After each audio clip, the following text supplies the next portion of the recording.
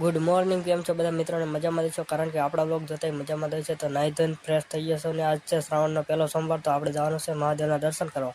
ભગવાનને પગે લાગીને હું નીકળી ગયો મહાદેવના મંદિર સાઈડ. તો પૂગી ગયા મંદિરે, તો તમે વ્લોગમાં કન્ટિન્યુ જોતા રહેજો.